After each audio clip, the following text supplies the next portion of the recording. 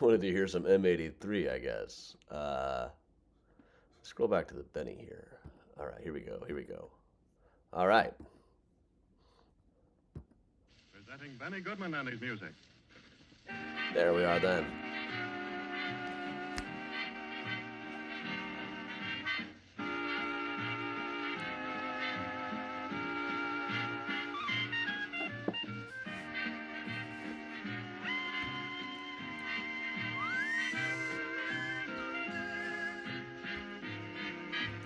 Evening, Geraldine.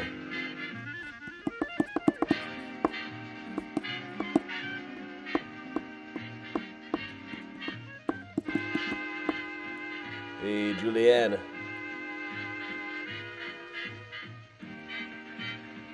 Hey, Martin. Evening, Paula. Welcome, everybody.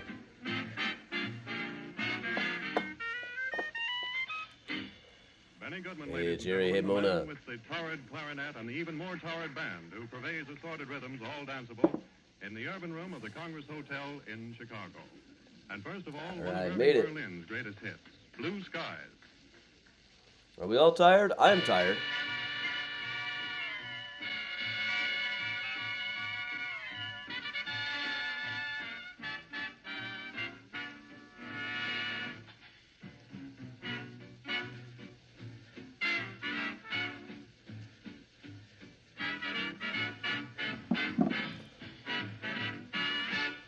Kathleen, samesies.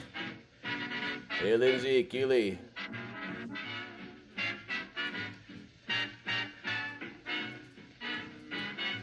Hey, Johan.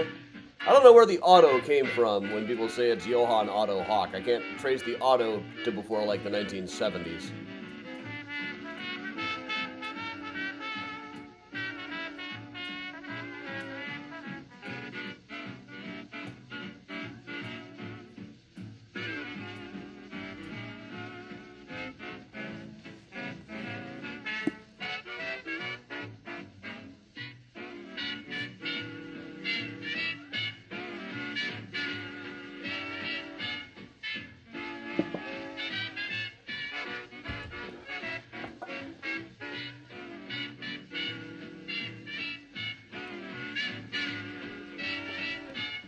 Hey, Miles. Hey, Kelly.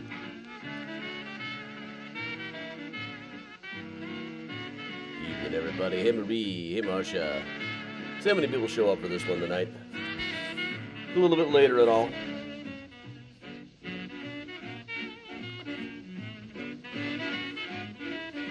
Hello, Megan.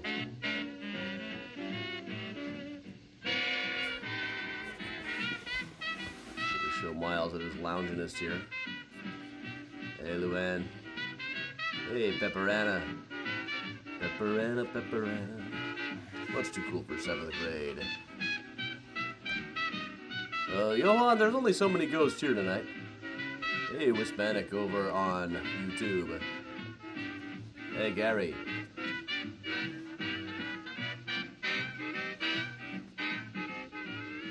Hey, Timothy. Evening, everybody. Little blurb says starting at 8. Yeah, sorry about that.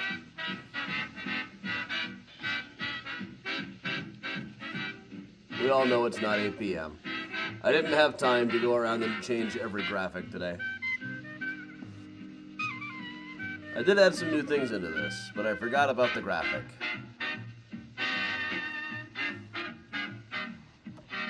Hey, John.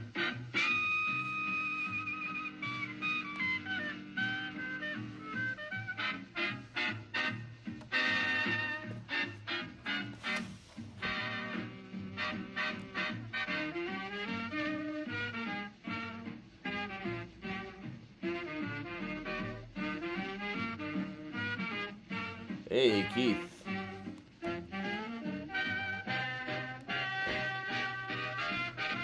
Yeah, Kara's pretty late. It's 9:30 here. Am I ready for Halloween? Never.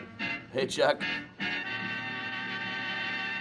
And I had 9 gigs in the last 4 days. Singing with all my heart.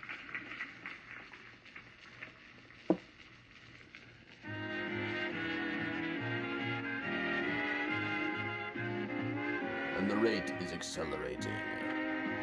Hey, Jill. I mean, it's good to be busy.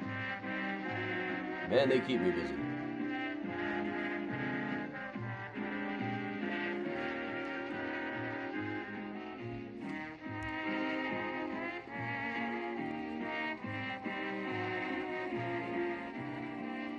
Hey, Octavio.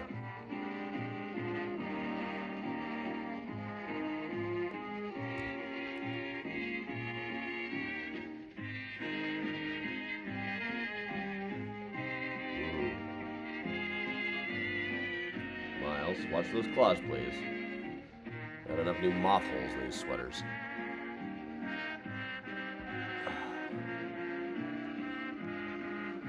The gigs partly pay for the trip to the British Isles, yeah.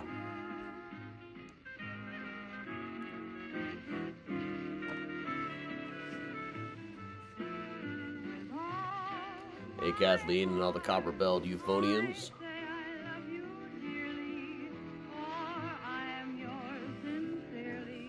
With all my heart.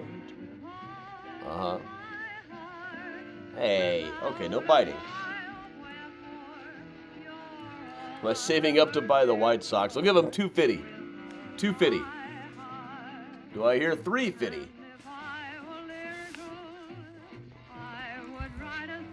Miles. Hey, Sarah, Miles. Katie, that is exactly it. Work while the day lasts, for the night of death cometh when no man can work. Isn't that right, Miles? Isn't that right? Yeah.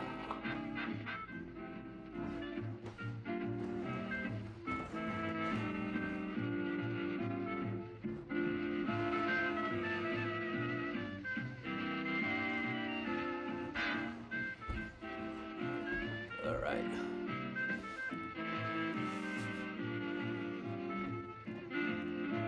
Miles. And here he comes back again. Go on. Whoa, whoa, you're knocking stuff over, Miles. It's easier to go up from the other side, you know that. Katie, glad to hear that. I hate bugging people to leave reviews on Amazon. I really hate assigning people homework. Benny Goodman goes away. I don't know if it's been reviewed yet on Amazon, so. Walk, Jenny Walk. Benny Goodman and his orchestra. Miles. Well, you love the good after hours tour, huh?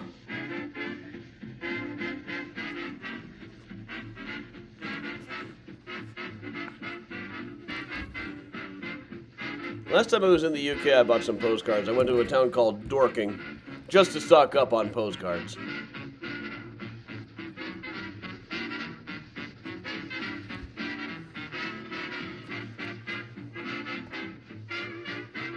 I was at the Shed this evening. They wined me and dined me. These bacon-wrapped fried Brussels sprouts were magnificent.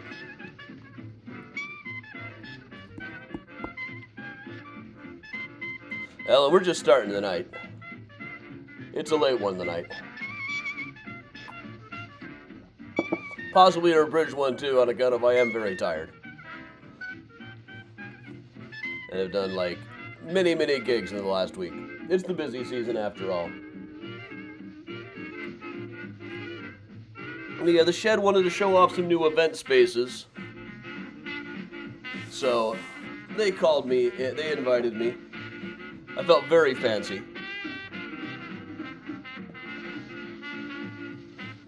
And I got to meet some penguins. And a blue-tongued skink. And a tortoise named Big Red who really liked my green shoes.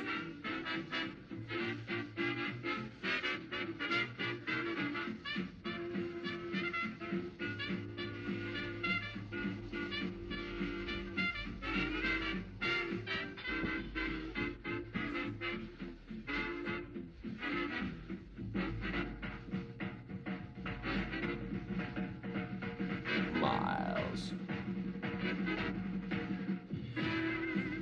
This guy. We'll let Benny Goodman do one more tune here, then we'll get started up properly.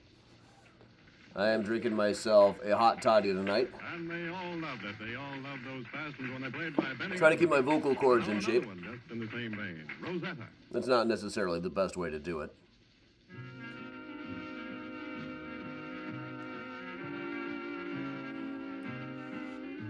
Yeah, miles.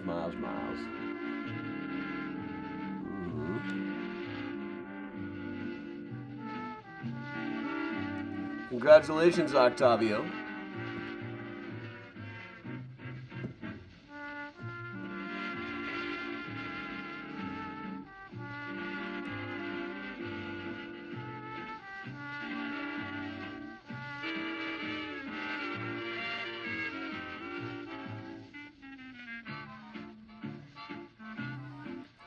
Yeah, I was sending pictures in the effing group chat, and Layla was like, so at my wedding, could I have a wedding at the shed and have a penguin ring bearer? And I went and asked my contact there, and I was like, well, you can probably do anything for money.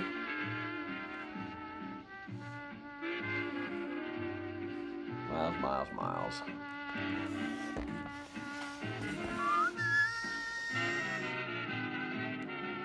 Mm-hmm.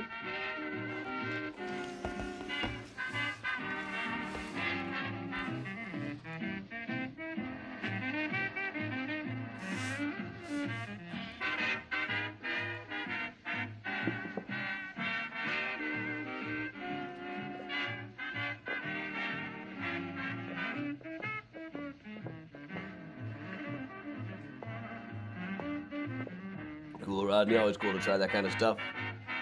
Miles. Look at this. This is the main time he gets like this, you know.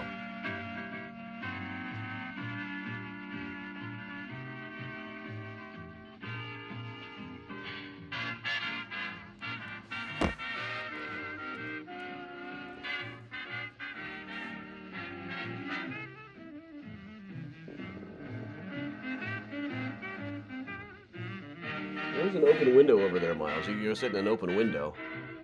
Very tempting. Hey, Kyle.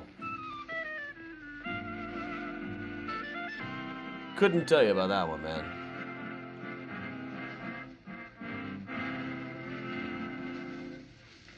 Music by Benny Goodman. All right. Presented from the Joseph Urban Room of the Congress Hotel in downtown. That's Benny wrapping up, so I believe it is time that we go ahead and get started. Welcome along, everybody. Welcome to Mysterious Chicago. Welcome, in fact, to Mysterious Chicago After Hours. I'm your host, Adam Seltzer of Mysterious Chicago Tours.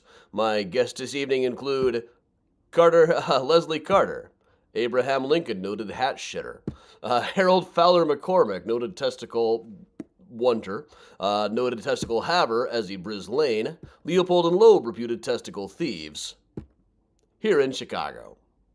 So, I've been an author and historian here in Chicago for 20 years now. My books include How to Get Suspended and Influence People, The Smart Alex Guide to American History, H.H. Holmes' The True History of the White City Devil, and Ghosts of Lincoln, Discovering His Paranormal Legacy. I never liked the subtitle of that. It sounds just a little bit woo-woo, which isn't really what I'm going for. Also, while we're here, here's flicking off Jefferson Davis, flicking off Alexander Stevens. I don't remember what that was all about. But yeah, this is the kind of thing that gets me in trouble at my other jobs. We're doing Mysterious Chicago After Hours tonight, the sort of things that I can't really tell on the regular tours. In this case, some kids on the DC tour caught me flicking off Jefferson Davis and Alexander Stevens. That about got me in trouble. And of course, it may or may not have been what actually got me let go from shoreline sightseeing, but I did have a whole thing where there was an article by Al Chase in the Chicago Tribune in the 1920s absolutely praising William Wrigley Jr. to the sky for not putting his name on the building in giant letters like some fucking hoodlum. This is the Mysterious Chicago After Hours. All of the rules are off. All attempts at being family friendly are off the table.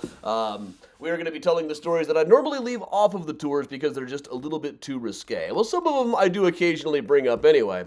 For instance, right over here beyond Stillman B. Jameson, just a little ways up, here at Graceland Cemetery, is the grave of a guy named W.R. Loomis, who took out these ads, did W.R. Loomis, saying he had been cured of what ailed him by wearing something called Dr. Horny's electric belt. It was vibrating underpants is what it was. He's just top of the road here. Now, 50 years a sufferer. There's Mr. Loomis's grave. This is Dr. Horny right here, Dr. W.J. Horny. I couldn't find a picture of Mr. Loomis. I did find one of his dad, Alan. He's right here. I'm sure he was so proud of his son and his vibrating underpants. I've actually have seen some of Dr. Horny's belts appear on eBay occasionally. He even comes with this stylish belt buckle. I did not buy this one. But these are just the kind of things that you run into when you go around hanging out in newspapers. Here's some hardcore nudity from an ad. Do you bathe the right way or the wrong way? The correct way to do it, well, the one over there on the left, cowering and covering your junk is the wrong way. The one with the shower head is the right way. Also, this 1901 play review, only toilets and teeth are shown. Or this particular article, life-giving weed found up in Rogers Park. And of course, lately, this time of year, one thing I can't really show you is we don't go down into the bathroom of the women's bathroom at the Lion House on my Lincoln Park Zoo tours anymore. Too many people decided to use that as a bathroom break. As we were leaving away, they're like, well, I'll just duck in and use one of the stalls. And no. But this, of all the places that the staff talks about, this is by far the one most reputed to be haunted. I actually just got a news story about it last night. An employee told me that one day they were closing the place down. They were the only one in the building, should have been the only one in the area, and needed to use the restroom, so they went to this one and went to the stall closest to the door. And while they were sitting there, they heard the sound of one of the other stall doors slamming and locking. And they were like, that's weird. There's nobody else here, and I didn't see anybody walk past. Normally you'd see like the footsteps going by. But they had been on their phone, so maybe they just missed it. They were just about to say something, but as they got up, they looked out down there and saw that all of the stalls were still wide open. Nobody had come in there. So they ran out of there. I just realized, you just told me a long story about pooping. I would have said, well, that's the scariest, may have been the scariest dump one ever took, but I wish that was the scariest dump I ever took. All right. Let's move over elsewhere at Graceland. We do love some weird doctor stories. For instance, another thing, I talk about on the zoo tour some graves that I think might have been moved from the old city cemetery. This is one of those. This is Jeanette Coe, who was the wife of Dr. M.D. Coe, who is just over to the left here. Now, Dr. M.D. Coe appears like once in medical journals. He was at a conference where he talked about a case that he had where a woman was suffering from hysterical urination. Every time somebody touched her stomach, she would pee herself. He said that he diagnosed it as hysteria and cured it with cannabis. Prescribing medical marijuana way back before it was cool. Now, there are any number of stories about women being diagnosed with hysteria in those days and well into the 20th century, and being prescribed all kinds of strange treatments, most of which were sexual, which kind of brings us to a guy I've been digging back into research on because I don't think he's ever really been researched properly. A guy who had an office right here at North and Sedgwick, right about where the Stop and Shop is now. For the longest time, I thought it might be at the European Wax Clinic on the other side of the street. Unfortunately, no. It was where the Stop and Shop is, which is amusing enough on its own. But it was a guy by the name of Dr. Henry Meyer. I'll briefly take you back through this story. Henry was married to a woman named Ida. Fell in love with a different woman named Ida who was married to a different guy named Henry. So he poisoned his Ida and her Henry and married Ida too.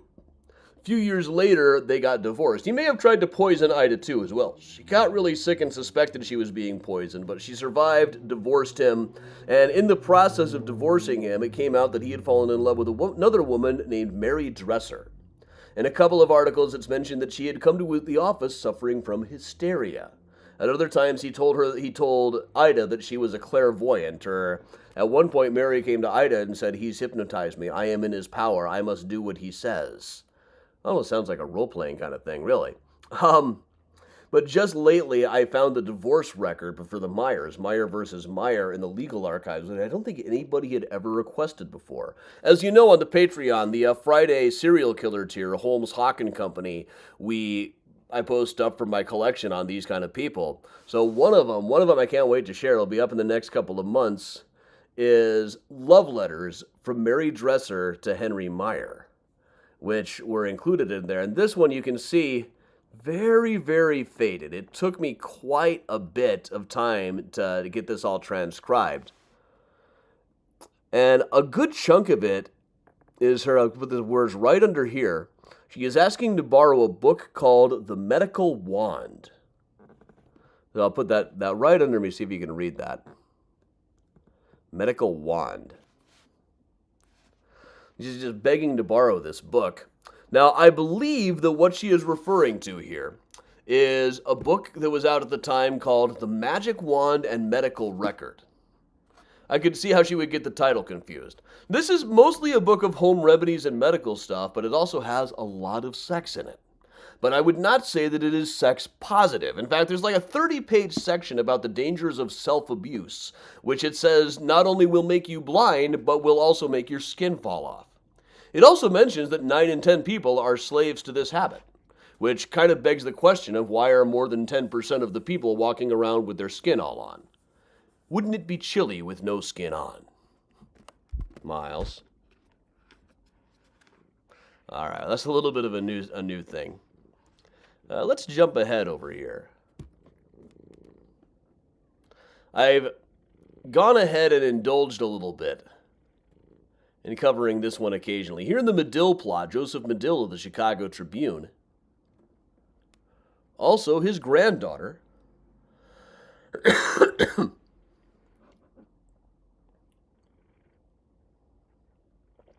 Eleanor, also known as Sissy Patterson. Well, I will say one of his daughters had the best last words of anybody I could find in the cemetery. According to a biography, she was watching a maid walk away and said, "My God, what a bottom." Miles just hit the button to turn that picture on, walking past. But this is Sissy Patterson, his granddaughter, who has had several biographies of her written. She was a newspaper titan of herself in the 1930s and 40s. It's not really that polite to talk about her politics, really, because they were awful. A better way to honor her memory, honestly, is to talk about her wild and crazy love life. She is reputed to have about 250 lovers over the course of her life. You know, not bad for those days. And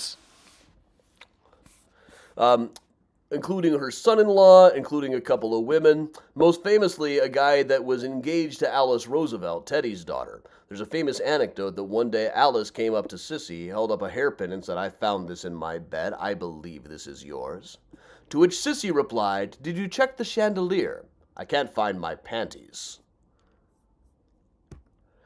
But Sissy grew up in this house in the Gold Coast.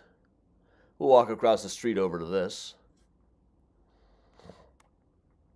That was designed by Stanford White of McKim, Mead, and White.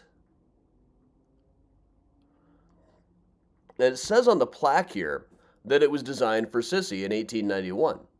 Trouble is, Sissy was like 9 years old at the time. It would have been designed for Sissy's parents. However, designing things for 9-year-old girls is probably par for the course when it comes to Stanford White, who famously, seduced is even a strong word for this, well, he drugged and assaulted a woman named Evelyn Nesbit, a chorus girl, when she was 15 years old. Eventually, when she grew up and got married and her husband found out about it, he shot Stanford White to death.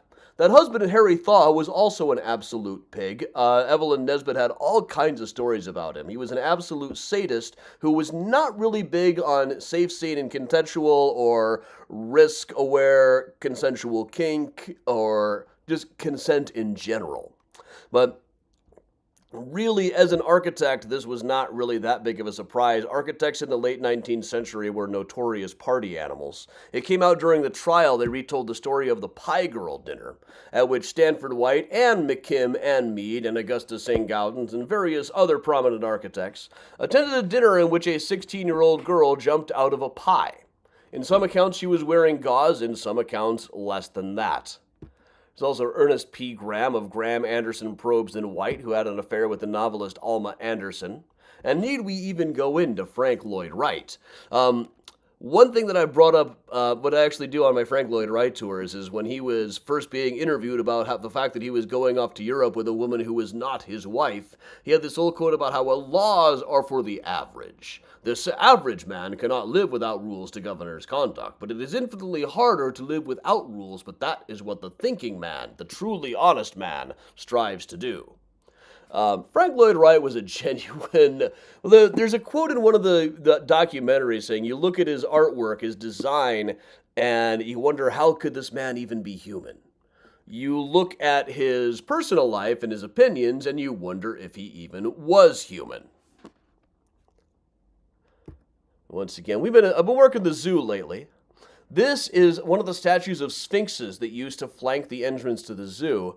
They were highly controversial in the 1890s because they had breasts with nipples. And we chuckle about this, but you know, it's the zoo. I'll tell you about what the zebras were doing last time I was there. And not to mention, there was also this statue by Augustus St. Gaudens, not too far away from where the sphinxes were. Now, Augustus St. Gaudens was at the Pie Girl dinner.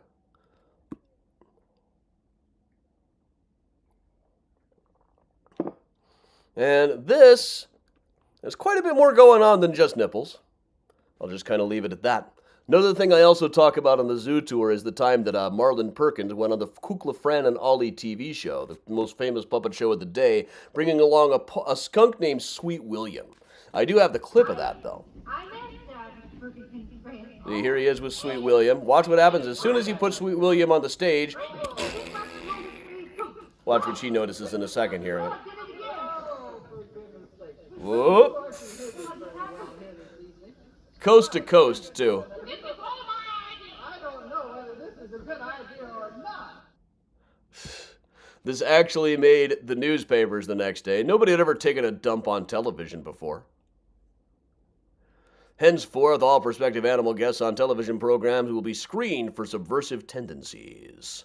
Of course, we're going to be talking about poop. We got to bring up Abraham Lincoln. One of my favorite stories that I ran across while researching for the Lincoln book was the story of his friend Austin Gollaher. Now, Austin Gollaher, this is him as a very old man. There are a couple of photographs of him, really. This is another one that ran in a paper in 1897. Very unusual to see photographs that early.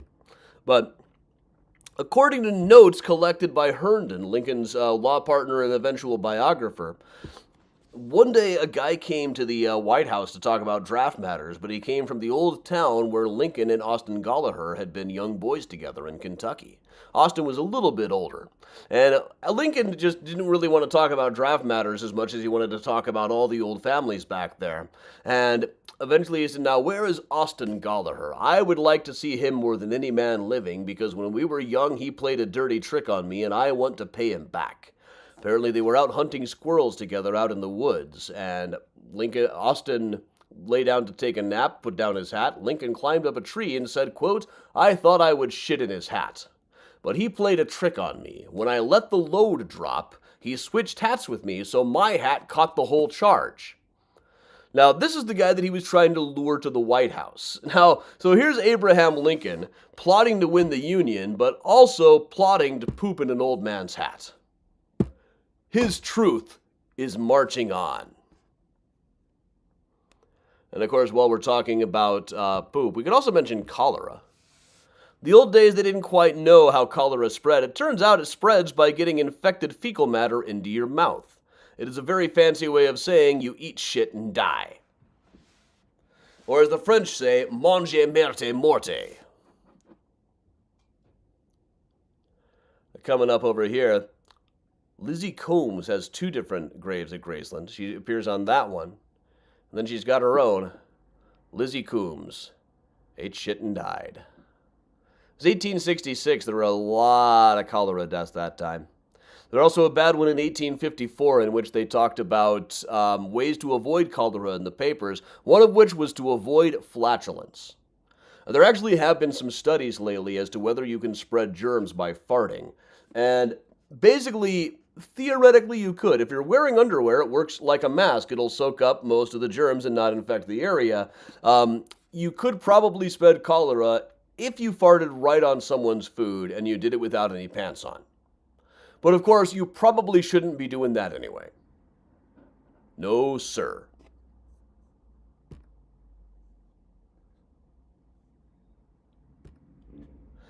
But if we're going to discuss poop, of course, we really need to get in a little bit to Eugene Field. This is Eugene Field's grave up in Kenilworth. He's got a whole churchyard to himself. Eugene Field was a poet, author of such things as Winkin', Blinkin', and Nod. Wrote a lot of stuff about the Saints and Sinners Corner at McClurg's bookstore. But also, to get into a club, he was required to write like 3 dirty poems. So he wrote 3 poems, one of which was called Socratic Love, which is generally regarded as the first known use of the word poop in its modern noun and verb forms. Now, it appears in old nursery rhymes and stuff, but it usually meant either fart or butt, like the poop deck. In this case, it's a story about Socrates and one of his students. He packed his semen deep inside that colon soft and callow, so whence thereafter Alky pooped, the poop was mostly tallow. Also wrote a poem on Julia unlacing herself, all about how much he enjoyed his wife farting.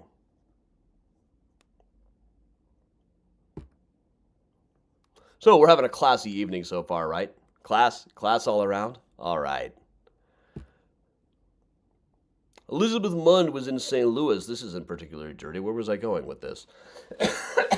Now, Elizabeth Mund was a woman who would hang out by the jail in St. Louis in the 1860s, trying to get access to the blood of men who'd been hanged. She thought it would cure her of her nerve disease. Abraham Lincoln eventually pardoned one of the guys that was supposed to be hanged, so in a way he actually did thwart a vampire. But in Chicago, we had a guy named Eddie Brislane who was hanged, and somebody tried to arrange to get his testicles. There was a thing going around saying that if you were aging, the best way to restore your youth and vitality was to swap out your balls. Now, if you could get somebody like Eddie Brislane's, that was one thing. This is a chef going for it here. But other people would just go for goat balls. Those are technically not balls, I know, I'm not a farmer or anything. But the story started going around that people were getting their testicles stolen so they could be used in these gland operations. There's one article that went around where there was a rumor that somebody was getting $100,000 for them, but the chief of police says it looks like a wild cock and bull story. Can't believe they got away with that one back in 1922. But after a series where there were people who were getting their glands stolen, Leopold and Loeb were actually brought out of jail to be put on trial for this. They were thought to be the ones involved. And eventually it was like a hung jury. I don't think there's any agreement among their biographers now as to whether they were guilty or not. But meanwhile, there was also Harold Fowler McCormick, who divorced Edith Rockefeller McCormick to marry Ganna Walska, an opera singer of questionable talent. But he wanted to keep up with her sexually, even though he was an old man. So by several accounts, he arranged to get either some goat or chimpanzee balls, or gorilla balls, put into his scrotum. And Ganna Walska did indicate that he had a sex drive that she herself could not keep up with. But Harold was part of the McCormick family, and the McCormick family, there was one author who said that the McCormicks all had a certain not undistinguished goofiness. For instance, there is Stanley McCormick here. This is Stanley with his mother Nettie. Stanley rigged up a device, possibly having read the magic wand and medical record, rigged up a device to stop himself from masturbating.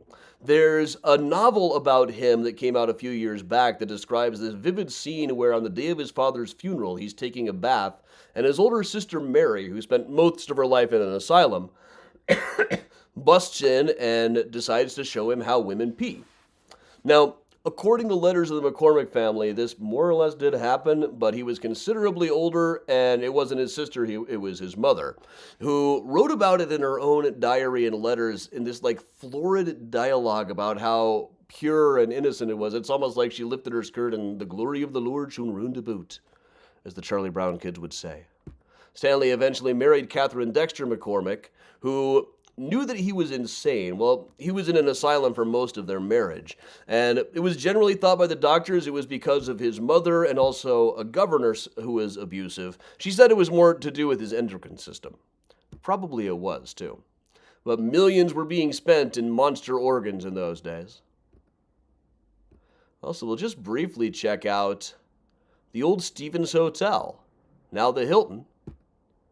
Looked like this back then. In 1968, when Jimi Hendrix was playing at the Chicago Auditorium, he went back to the hotel with the Plastercasters, whose big thing was they made plaster casts of rock star penises, including Hendrix's.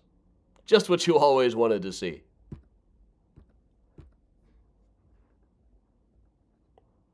We're doing on time. All right. We're going to go straight to some graves here, because I am quite sleepy. But when you spend a lot of time wandering around in graveyards, you do start finding amusing gravestones. For instance, they weren't really thinking of internet code when the Spencer family decided they would have a family plot nicely walled off and everybody would just have initials on their gravestone. So you get the FFS grave, which is Frederick F. Spencer, who was a hardware dealer. But there's a whole thing that I call the seventh grade effect in cemeteries, of course. This is when you're surrounded by all these monuments to death, naturally, you start thinking of your own mortality, and as a defense mechanism, the inner seventh grader kicks over, and names like Fanny and Johnson get to be absolutely hilarious, or Mr. Butts here, who was a pharmacy clerk. And in fact, at Graceland, there is a Fanny Johnson.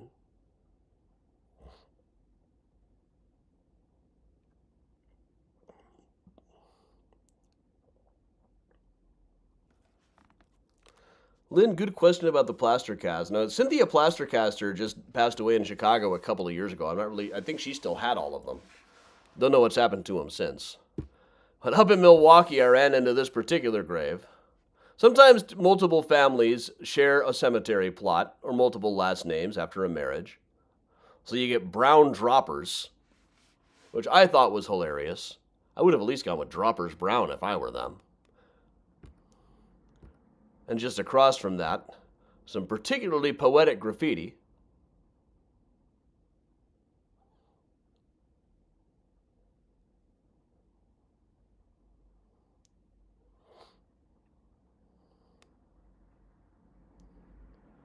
But of course, among the most famous is the 7th grade section at Rose Hill Cemetery. We have A.B. Dick. I've had nuns crack up at A.B. Dick. He invented the mimeograph. Right behind him is an elocutionist, a very cunning linguist named Robert Cumnock. I don't know what I was thinking when I filmed this. There's Cumnock. Down the end there is a geologist named Cumming Cherry with the gravestone that kind of looks like a clitoris. And here's Long John Wentworth. I do not think it was a coincidence that obelisks started to go out of fashion after people became aware of the works of Sigmund Freud.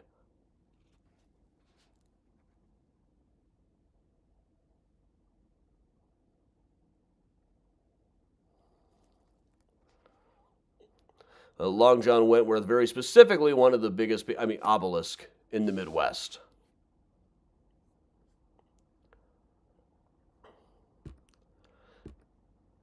And of course, we would be remiss. It's a little bit out of the 7th grade section. Well, one of the good things about these amusing names, or names that seem amusing to us now at least, is I would have never thought to look some of these people up, and some of them were very interesting, like Abraham Titsworth. Abraham Titsworth was the tailor who sewed Abraham Lincoln's inauguration suit.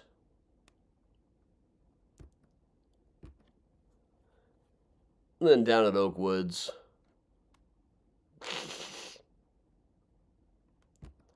and this is really a great name, Elsie Titley.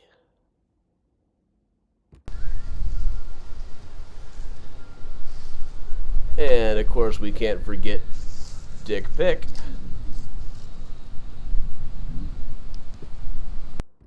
kind of think it's almost too easy. It's over on the other side. And also down at Oakwoods, this was discovered while we were doing a cleanup here. There's a guy named Harry Sex. There's a bench there, a sex bench. And there it is. Now, people have thought this name was funny since well into his lifetime. Well, good for him, honestly, not changing it to Sax when he got to Ellis Island. That's what I would have done. But they even mentioned in the Chicago Tribune way back in the old days that because of people like Harry Sex, the phone book was obscene. Like, what if somebody is going through the phone book? What if a little kid is going through a phone book and comes across the jeweler Harry Sex? Won't somebody please think of the children? Well, we're thinking of the children. Well, let's stop thinking of the children, really. Schinker is funny as it is. Joseph Assman is right next to a guy named Hilarious. There was actually a Pope Hilarious. He wasn't apparently very hilarious. And up at Trinity Cemetery,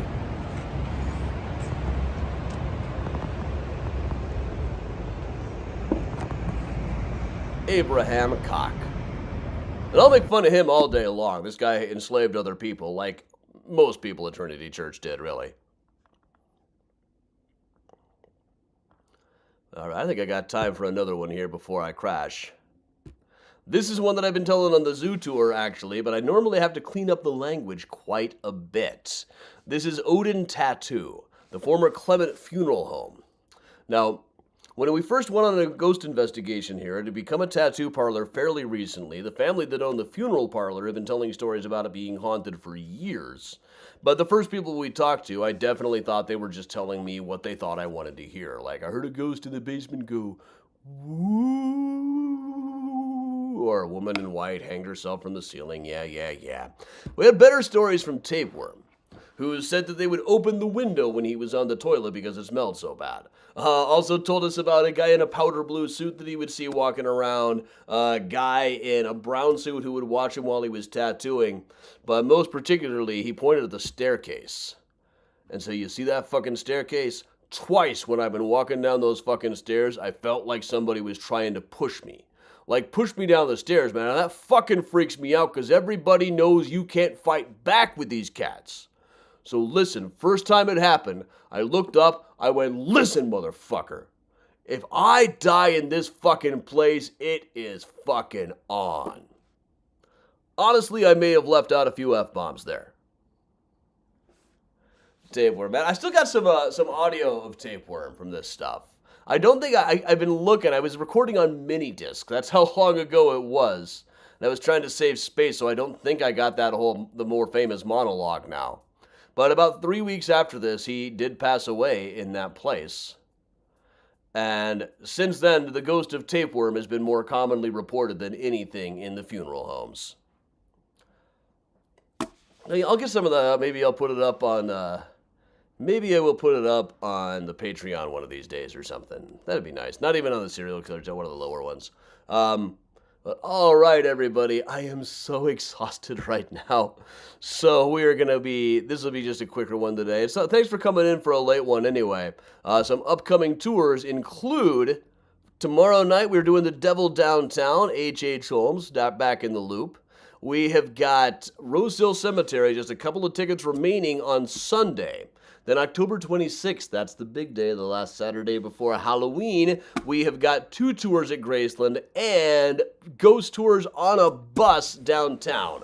This is something I only do about once a year, if that. So what to say, well, this is really the tour that started my career, was doing ghost tours on a bus. It's one of the best tours that I do. You don't get too many chances to see it. Other ghost tour companies are now charging like $60 for a ghost tour. This one is going to be quite a lot less than that. So, also, November 2nd, That night I'll be flying out to the UK. That morning I'll try to make a few extra bucks by doing a supersized version of the Graceland Cemetery Tour. That'll be 10 o'clock to about 1 o'clock, double length of the normal ones to finish up the Halloween season. So all right, everybody, I wouldn't leave you just high and dry such as this, so we will hang out a bit like we always do. So thanks a lot for joining me, everybody. I'm Adam from Mysterious Chicago Tours, telling you all, stay safe, stay strong, and stay spooky. Let me scroll this thing up enough.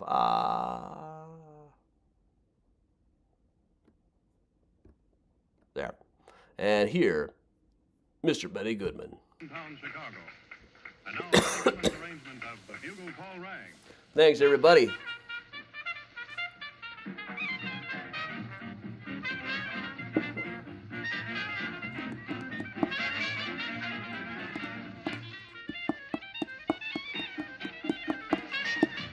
Thank you, Jill.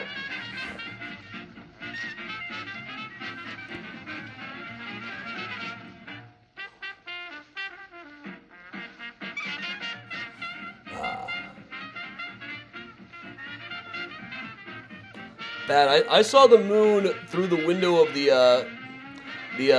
aquatic center at the Shed Aquarium tonight. It was fantastic. At least as fantastic as the bacon-wrapped fried Brussels sprouts. There was also these red wine braised ribs that were delicious. Brandy apple cider.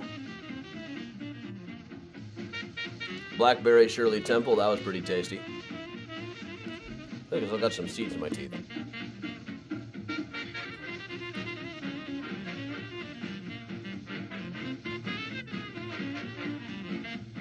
John, good advice. I've not watched much lately.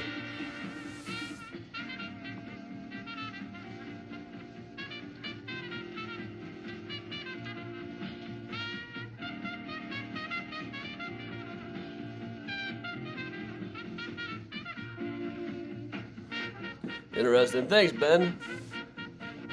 Interesting amount. I may be missing a reference here, or I may just be way too tired. I'm glad to have you back, Pamela. Tomorrow morning, Find a Grave Friday. Next week will be the bigger Find a Grave Friday. Next week, I think I might be going up to Milwaukee for it. Special guest, Mandy Crypt.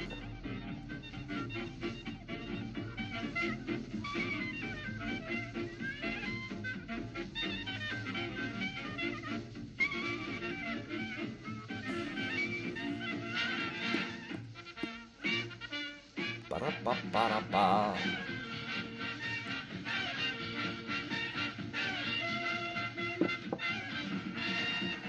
Another time I'll show you guys my new coffee bar in the dining room.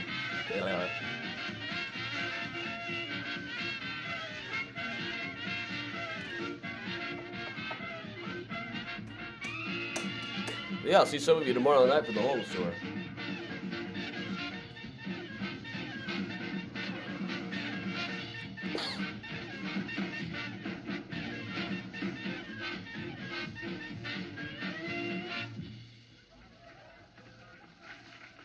And that would put rhythm in the feet of a wooden Indian.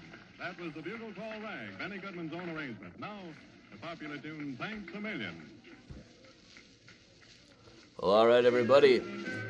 I am genuinely nodding off right here. It's been a long week. Tomorrow is a relatively tame kind of day. So is Saturday, for that matter. Well, no, I'll be going to Milwaukee, I imagine, or Kenosha, or one of those swing state towns. But all right, thanks everybody for joining me. I'm Adam from Mysterious Chicago Tours, telling everybody, stay safe, stay strong, and of course, if